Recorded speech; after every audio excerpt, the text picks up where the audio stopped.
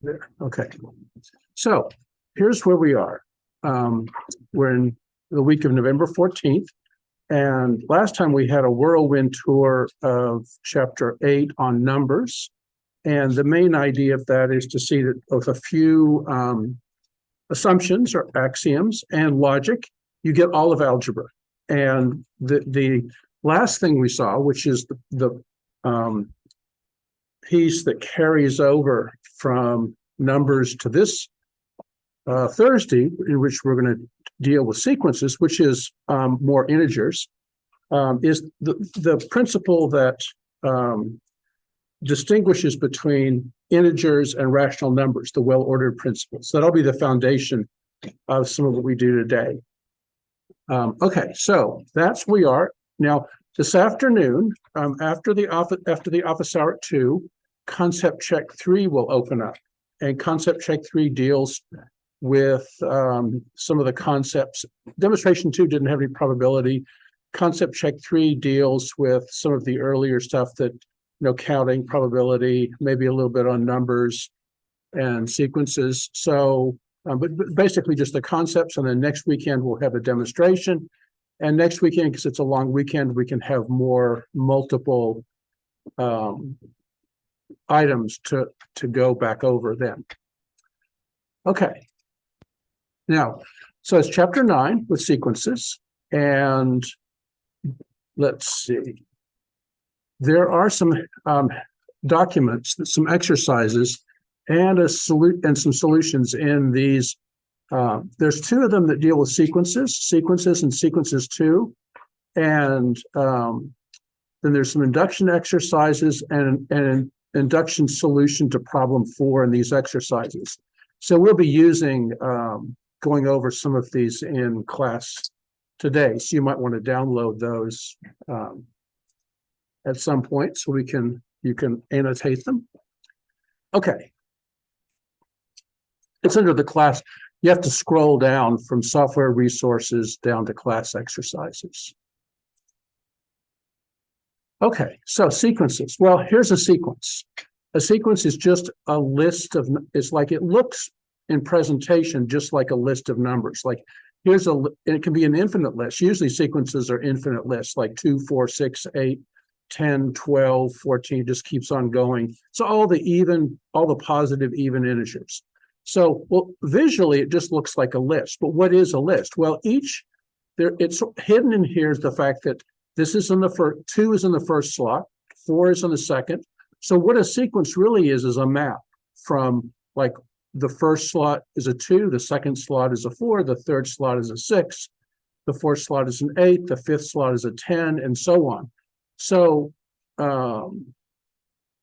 it's useful to think of sequences as these maps because we'll use these indices as sort of keys to figure out what's going on with the sequences. And sometimes, as in here, it's useful to start your naming of the slots as 1, but sometimes it's useful to start from 0. So we might either have the numbers 1, 2, 3, or the number 0, 1, 2, 3 as the domain. These are the domain values. So this is like a function from the positive integers or the positive integers plus 0 to, well, anything up here, any other integers up here can form the sequence. And okay, so there are, let's look at, let me get the first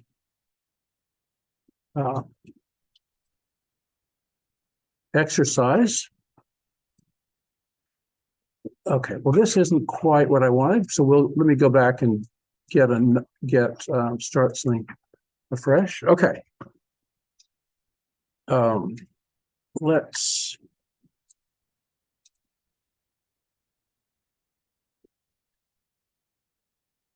Okay, so what the question is, let's say that there's some names for sequence. For example, let's say we have the sequence of even integers 2, 4, 6, 8, ...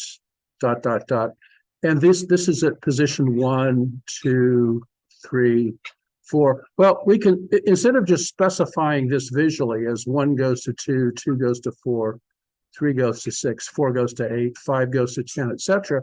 We can give, say, we could give a name to the sequence E, and then we could give sort of like, we could, instead of it, usually with a function, you do something like this. We would have the domain here. This n would be one of the numbers 1, 2, 3, 4, but instead we write it as a subscript. So this n here is the values 1, 2, 3, 4. And in this context, these values are called indices or index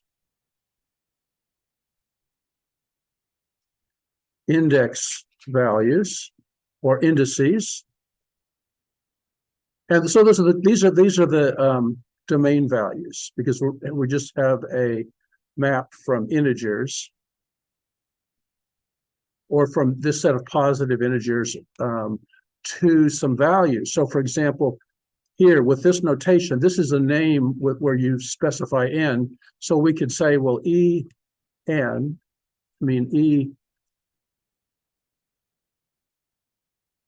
E1 equals 2, and E2 equals 4, and E3 equals 6. So what this does is it gives a name to each of the codomain values here.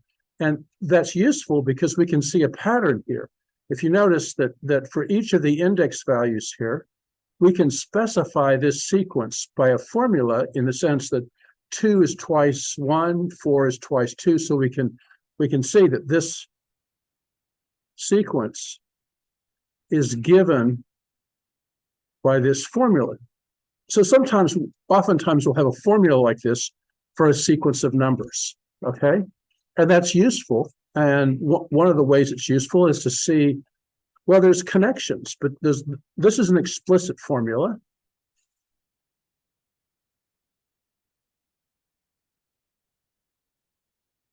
And sometimes there are sequences that don't have explicit formulas.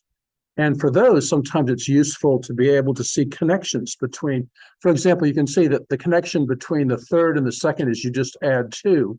So you could see that e to the n plus 1 is going to equal e to the n plus 2.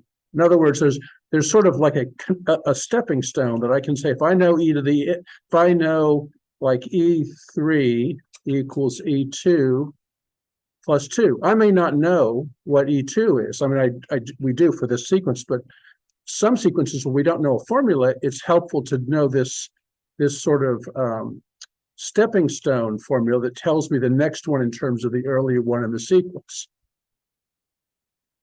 Okay, so let's see what else. This is what I've introduced here, is that there's various special sequences that you can then talk about in terms of these notations. Let's look at some of them as the special sequences here. Well, there's a sequence of what's called perfect squares, where a to the n equals n squared. So for example, A1 equals 1, A2 equals 4, A3 equals 9, A4 equals 16, A5 equals 25. You can see that this is the sequence of all the squares of integers, the positive integers. You're just going 4, 9, 6. So anyway, so that's one sequence. There's also, there's another special sequence, which is where a to the n equals, well, this one here, a constant, like some constant times 2 to the n. So let's say the constant here was 5.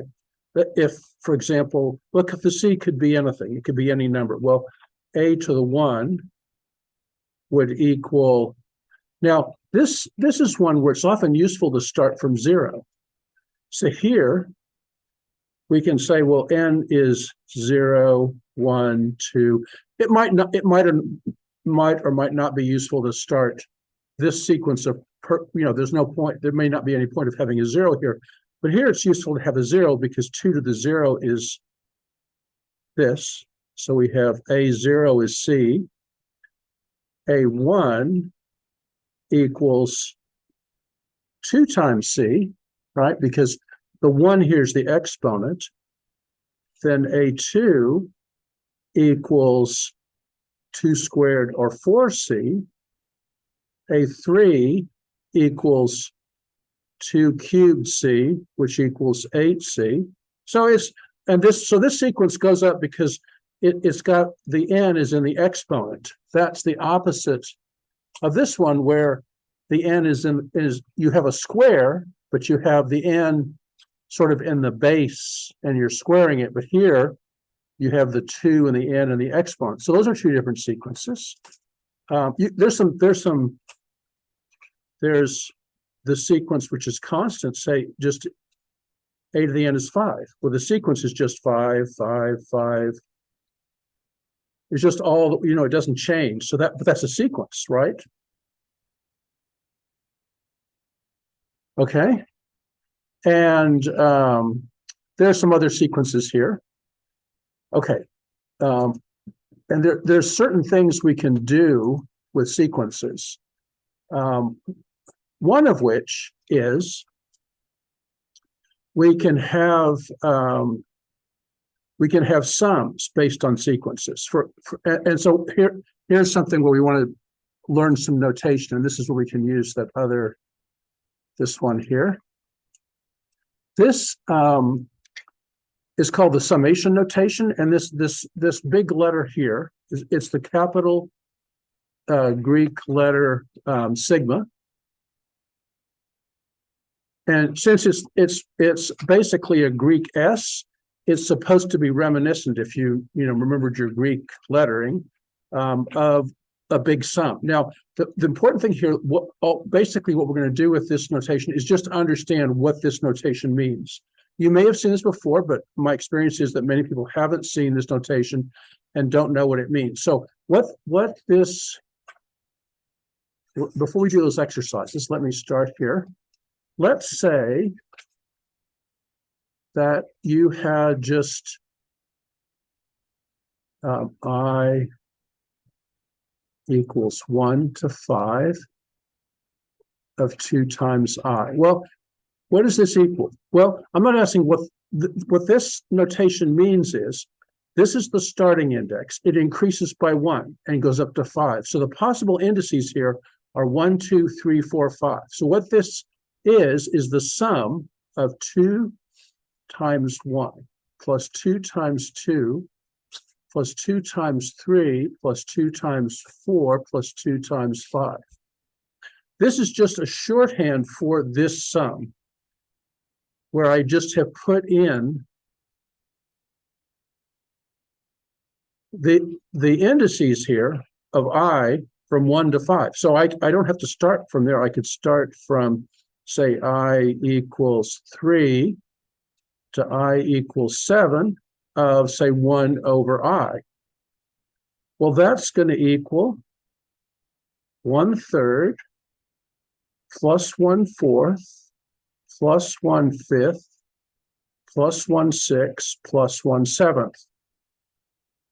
So this is it. So what you need to do is just be able for me to give you this summation notation and you write out the sum. We're not going to actually do the sum. We're not actually going to put this in a calculator and find the sum, because I want you to understand just what this notation means. Will? What is that second one? Is that a question mark? Where? Question mark over the sigma? Oh, it is, well, let me just it's a 7, but my sigma was also falling over.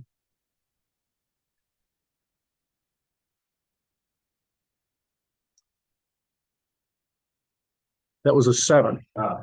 Now, oftentimes you won't see the I equals up here. In other words, it's just implicit. So you won't see I equals 3, I equals 7. You'll just see I equals 1 and 5. So I don't really need to put the I equals here for the notation to work. Okay, so let's right away practice this